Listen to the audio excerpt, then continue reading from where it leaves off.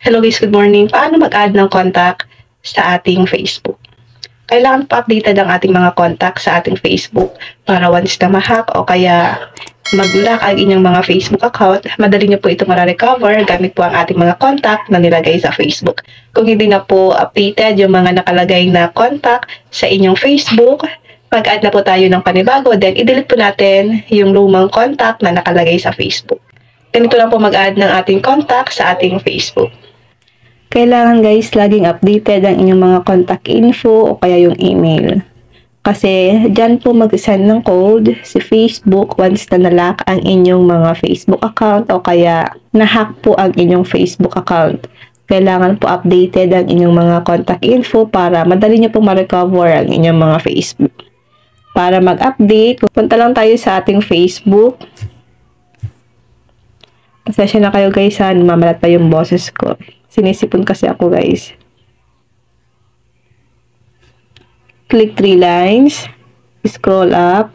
Click settings and privacy. Click settings.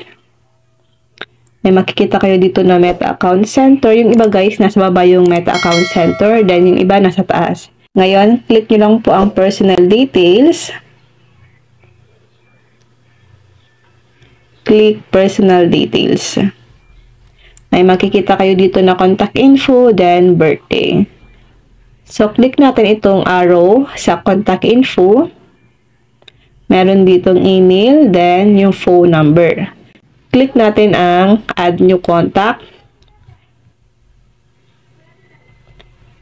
Click add mobile number.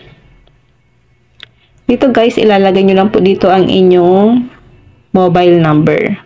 Kapag okay na, click nyo po ang next. Hingi yan guys ng password nyo bago kayo makapag-add ng mobile number. Kapag okay na guys, madadagdagan dito sa ating contact info. Then kung hindi na po active yung phone number na nandito sa ating contact information, click nyo po ulit yung arrow sa contact.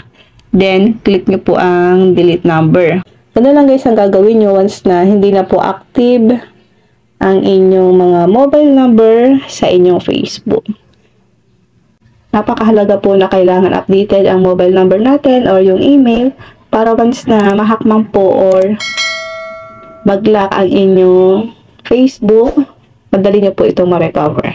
Yun lang guys, sana po may natutunan kayo sa aking video and now thank you for watching. God bless you all.